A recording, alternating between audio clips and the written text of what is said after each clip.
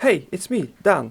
Today, like most days, I'm here to tell you about the round results for the past round. That round was numero 2 of the season. You're tasked with building a car for the interesting market of Arcana, so I want you to imagine this. It's 1967, you look out of your very small square window of your very small square room in your grey concrete flat. A beauty strikes your eyes. It's the new car you've always dreamt about. It has an engine and a roof and even some seats.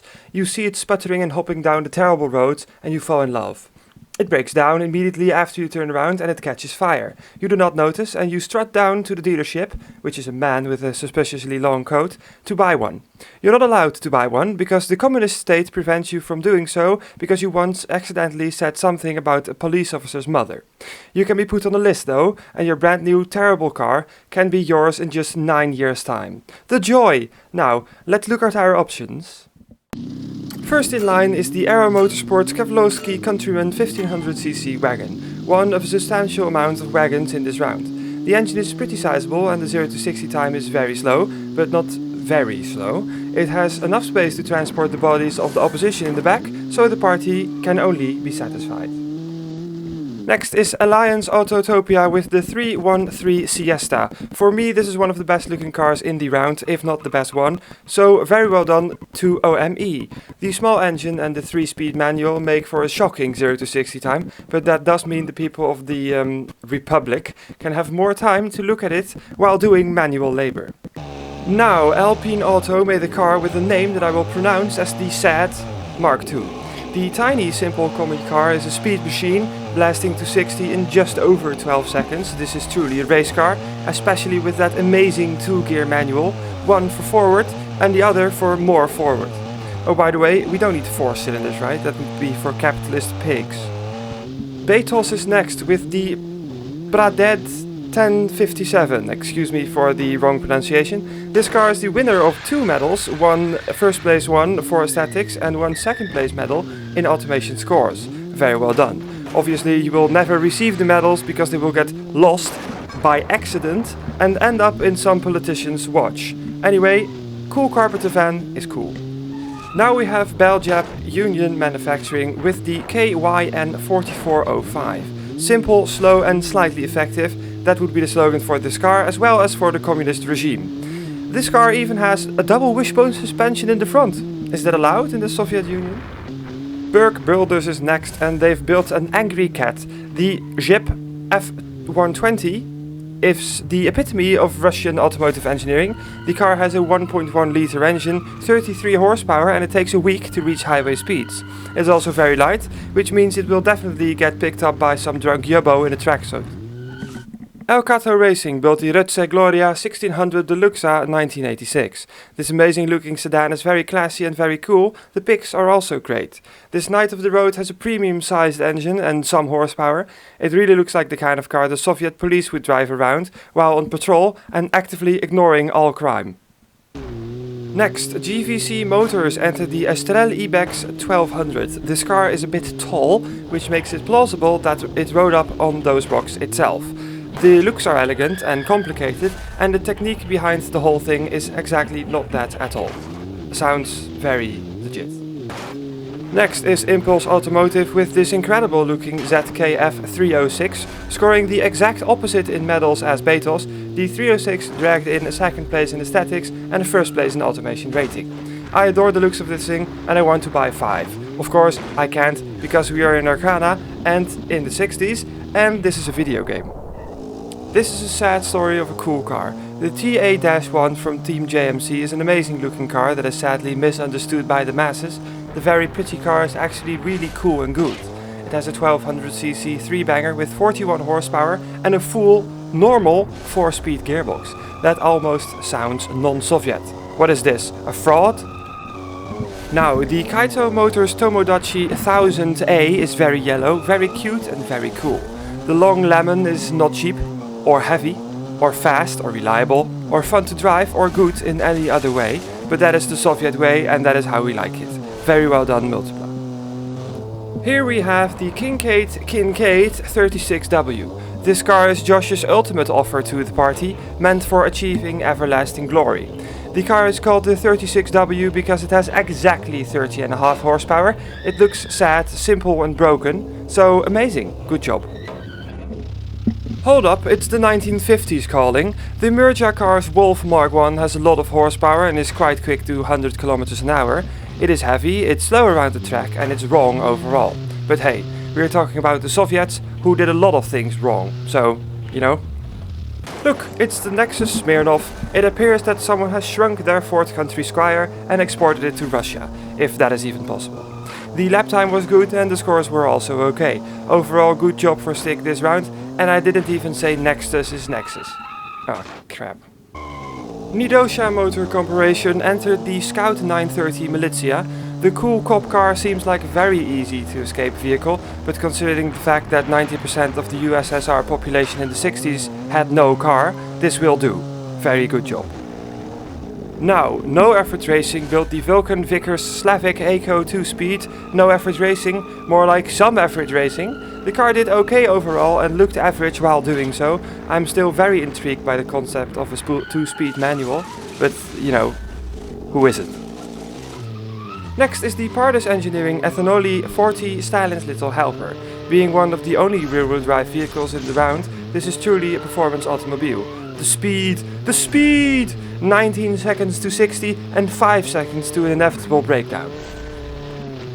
Next is Pimpo, who entered a car with a name.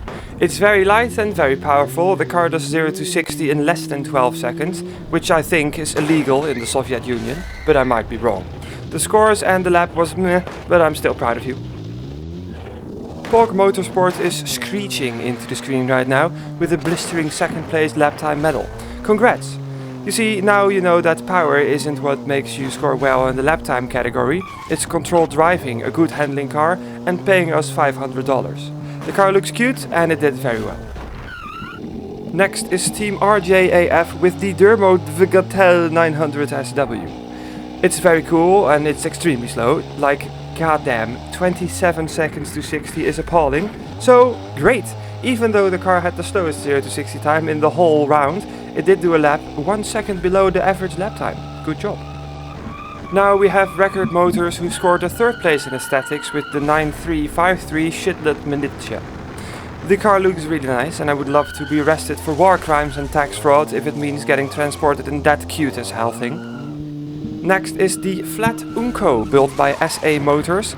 It's like a Ford Taunus but cursed. The 48 horsepower 1600cc monster of an engine is a true powerhouse. The wonky wagon is pretty heavy, but it's also pretty big, so that checks out. Captain Obvious is going away now. Sealer Motor Company flew around the track in the Pachinko 3-speed. He went so quickly that he ended up in the third place lap time. Very nice. Getting permanent back damage has never looked so fun. Also, just for the sake of having said it, look at the height of that thing. The Orzhov 1069TH is the car that Shibusa entered to this round. Choosing the very popular mini wagon body, the Kurwa Jego Mach is a contender extraordinaire. It is baby blue and it is very cute, just like Thomas the Tank Engine, but then baby blue and cute. Now, Smons Hovervan & Sons entered the USSR 3.36. The Tripolowski Mobile truly puts the jet in Soviet. The sad-looking station wagon did average in all categories, which is what we aim for at Smons Hovervan & Sons. Smons Hovervan & Sons, nothing but the mediocrist. Sodian Racing is on your screen right now. The Ford Escort of your nightmares, called the Dawn 1115, is the car in question. The car is very fit to the round, and with that I mean it's slow and terrible. It is also extremely light. The car scored a minus 14.7 in automation rating. That doesn't come as a shock to me, as I keep getting more used to the Dawn losing. Next we have the Subin. This is very large station wagon, is powered by a very small engine. Fun fact, getting fresh food in your house while owning this car is literally impossible, because it will have gone bad once you get home. It looks very cool though, so good job. Now, Team Van entered a van that can only make me think of that one Top Gear episode where Clarkson had that giant Citroen block of flats. Anyway, the roof-windowed Wonder Machine did very well this round. Good job.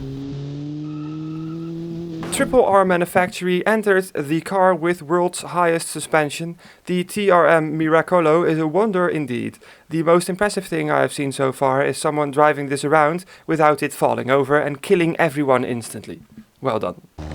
Now, Twonkyworks made the Lush Laverde 1050, naming the car the 1050 because it has exactly 1043cc is a smart move. It's white, light, and it has no might, just like we asked for in this round. Which is also, by the way, a description of me. Winthorpe Motors entered the light shop on the front of a car. The Brezhnev Sitev 33P is moss green, with a power stripe down the side. The engine is almost a liter and the car is almost quick. It is really quick though, by the way, 2 seconds of average, so good job.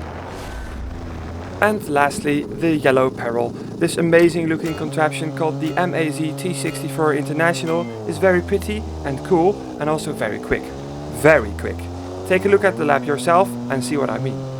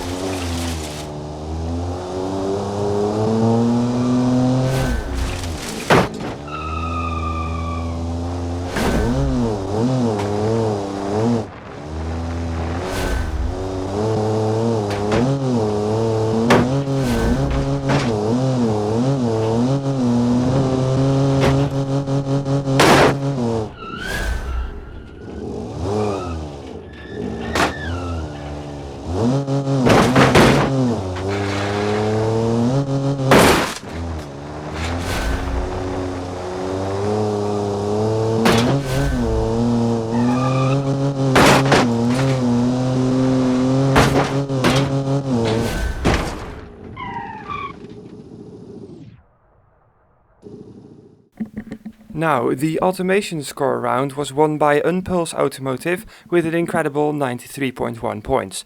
Betos is in second place and Kincaid is in third. Finishing the top 5, we have Nexus in fourth place and Nidosha in fifth, which is very well done for a first entry. The rest of the table will now be read by you.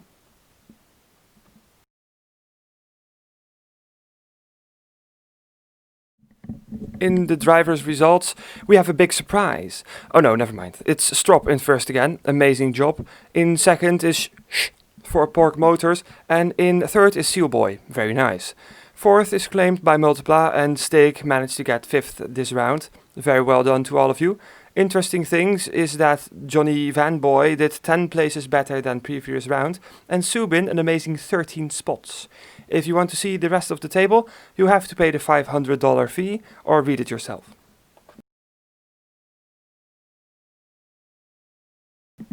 For the aesthetics round this round, we have Beetles in first place, designed by Xav.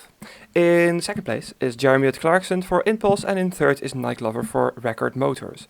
In fourth place is OME for Alliance Autotopia. They did much better than previous round, as in they were in this round. Fifth is for Somebody of the Yellow Peril. Good job to all of you. Now, this graph is very broken at the time of writing this, so I don't know, lol.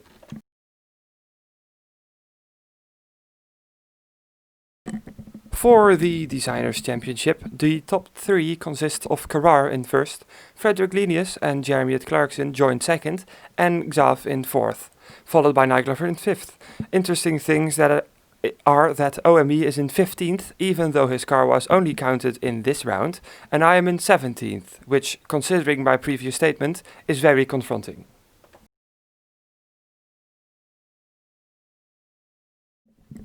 The Drivers' Championship is led by Strop, followed very closely by Stig and Shh. James Ostrolov is in fourth, and Linus is in fifth. I'm really tired right now, as you might have noticed, so I'll let you do all the work and see the rest of the table for yourself. Please wake me up in 4 to 7 days. Now, the Constructors' Championship. The team in first is Betos, followed closely by the Yellow Peril, and Impulse Automotive. There are some more teams in the list. Blah blah, I love you all, but I really want to sleep right now. I promise to make it up to you next week.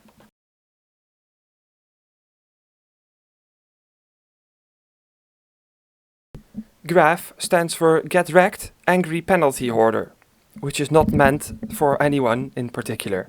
Now, this was it for for this week's video. Next week, another video. Sick ass. Now, from me, Nev, the mods, and the host, arrivederci.